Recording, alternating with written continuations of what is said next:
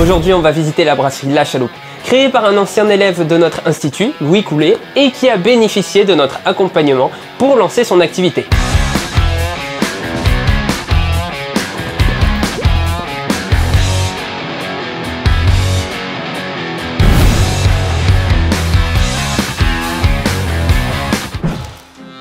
Ah, le centre-ville du Mans, avec ses maisons à colombage, ses petites échoppes, ses vestiges historiques et ses écoles de danse.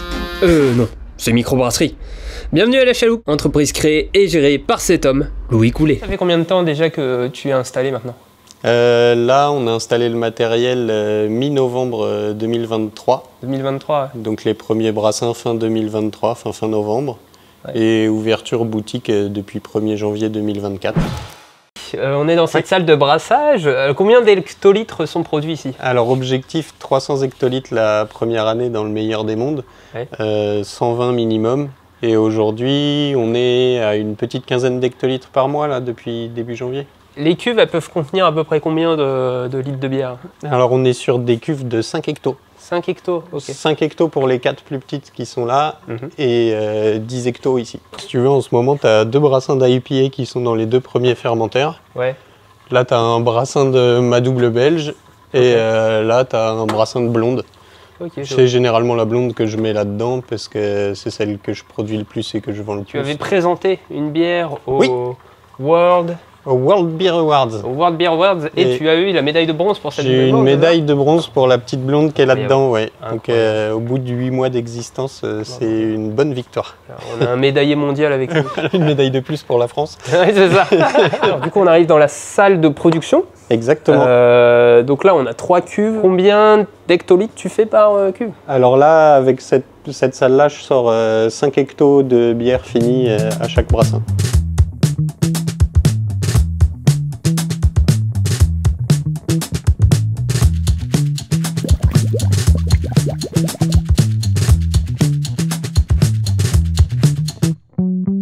Du coup à changer de métier parce que tu disais que tu étais ingénieur ferroviaire. Oui, tout à fait. Après le confinement, c'est ça? Oui, en fait, la décision de changer de métier, moi, elle date d'il y a longtemps. Je savais que les écrans, le travail d'ingénieur, au final, c'était quelque chose qui ne me plaisait pas plus que ça. Je savais que je finirais par monter mon entreprise et en fait, je suis un passionné de cuisine depuis longtemps. Et pendant le confinement, comme beaucoup de gens, j'ai cherché à m'occuper un petit peu et je suis tombé sur des vidéos d'Une bière et j'y vais sur la manière de brasser soi-même chez soi. Et je me suis dit, la bière, c'est quelque chose que je consomme, ça a l'air d'être sympa comme la cuisine, je vais essayer. J'ai commencé à brasser à la maison avec 50 € de matériel, je pense. Je me suis équipé de plus en plus, je suis devenu autonome en bière, en production. Et il y a de ça bientôt 3 ans maintenant, l'occasion s'est présentée de créer mon entreprise. J'avais déjà eu des expériences en cuisine, donc je savais un peu où j'allais. Je savais aussi ce que je voulais et la cuisine ne me permettait pas d'avoir une vie de famille à cause des horaires, etc. Donc je me suis tourné vers la bière en me disant que moi j'allais produire et que les bars et les restos se chargeraient de distribuer pour moi, ce qui me permet de garder moi... avoir ma propre activité, être mon propre patron et garder une vie de famille à côté, qui est quelque chose d'important. Dans une interview, tu parlais de création, d'expérimentation et de partage concernant ton activité. Pourquoi création, expérimentation, c'est quoi? C'est un besoin chez toi de créer ou Ouais, je suis quelqu'un d'assez curieux, j'aime bien essayer des choses nouvelles et je trouve que la bière, pour le coup, c'est un univers qui s'y prête totalement. Avec plein de possibilités, ouais. Exactement. Même sans partir sur des bières très spéciales avec des ajouts de fruits, des choses comme ça, déjà rien qu'avec les matières premières qu'on a, le champ des possibles est déjà quasiment infini, sans aller chercher autre chose ailleurs. Donc c'est quelque chose que j'aime beaucoup, ouais. Je suis quelqu'un de très curieux.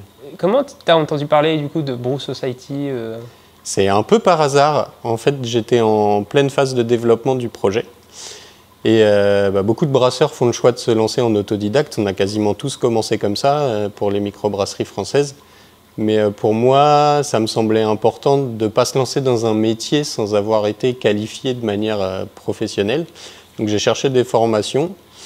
L'Institut français de la bière et du malt à Nancy était blindé, il ne pouvait pas répondre à toute la demande et les dates qui restaient, moi, ne correspondaient pas avec mes échéances projet.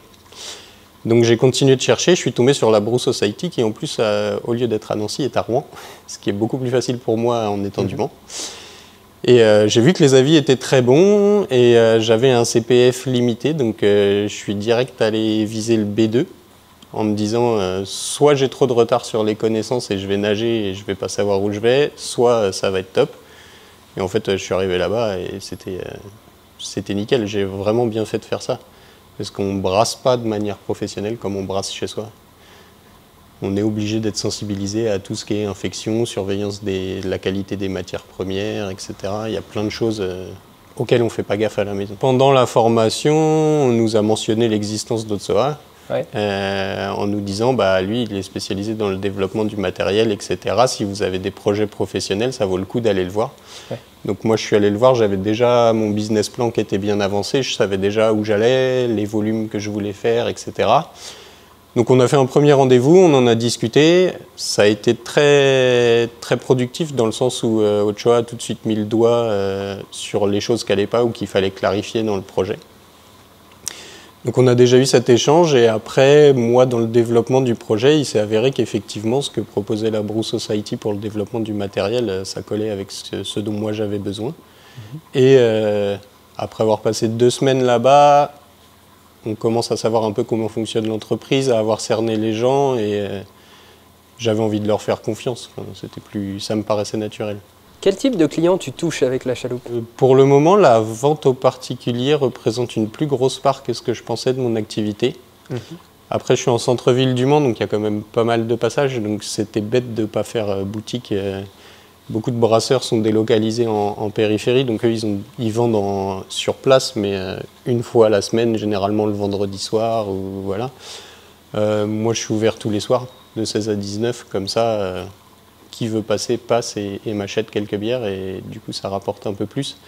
Après sur la grosse distrib, l'idée c'était d'avoir un produit local, de qualité. Dans le projet je voulais redorer un peu le blason de la bière, le ramener sur les bonnes tables des restaurants, etc. Et du coup, quand on veut être dans un très bon restaurant, si en même temps on est sur une étale de supermarché, ça ne marche pas. Eux, les sommeliers, quand ils veulent proposer un produit à un client, quand ils sont au restaurant étoilé, si le client, quand il va faire ses courses, il retrouve la bière sur les étals, ça leur plaît pas trop. Donc pour le moment, c'est uniquement bar-restaurant. Brasser avec des produits locaux, oui. Proposer un produit bien local. D'où ça vient, ce souci de brasser avec Quand on développe un projet, quand on développe une entreprise, il faut trouver quelque chose qui fait qu'on se démarque des autres. Déjà, aujourd'hui, dans la bière, tout le monde peut en faire. Il y a des malteries partout, il y en a des très grosses qui fournissent à bas prix, etc.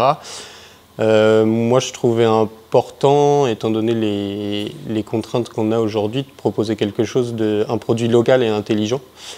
Donc que ma bière ait une empreinte carbone assez réduite. Donc j'ai fait le choix du local et non du bio, puisqu'en fait la plupart des microbrasseries de la région sont déjà bio, donc ça ne m'aurait pas permis de me différencier. Et le local me paraissait évident dans le sens où, oui voilà c'est ça, passer par des circuits courts, distribuer en circuit court, y a assez de commerce autour de moi pour que je puisse faire mon chiffre sans avoir à exporter dans toute la France. On est au Mans. Du coup, pour un Normand comme moi, on est au milieu de la France. Oui. On est en plein milieu des terres. Et là, le nom de la brasserie, c'est La Chaloupe. Alors du coup, ça m'interpelle. Je me dis, mais pourquoi La Chaloupe? T'es pas le premier à me le dire. J'ai quelques clients qui m'ont dit en rigolant, pourquoi La Chaloupe? Il n'y a pas la mer en Sarthe. C'est vrai, il n'y a pas la mer en Sarthe. Déjà, trouver un nom pour une entreprise, c'est pas si facile que ça. Quand on se dit que ça va devoir vivre plusieurs années, etc., que ça va sûrement évoluer. Moi, je voulais éliminer tout ce qui était jeu de mots, parce que c'est quelque chose dont on se lasse très vite, et l'image de marque passe parfois à la trappe. Si on veut présenter un produit de qualité avec un nom drôle, c'est toujours un peu plus compliqué. Donc ça, je voulais pas, et du coup, j'ai creusé un peu dans ce qui, moi, me plaisait, ce qui me parlait. Je trouve que la bière, il y a toujours une connotation un peu partage, donc le côté équipage me paraissait faire sens. Il y a toujours cette idée locale, circuit court. En fait, les chaloupes, c'est ces petites embarcations qui permettaient de débarquer l'équipage, remplir les cales des bateaux quand ils ne pouvaient pas accoster.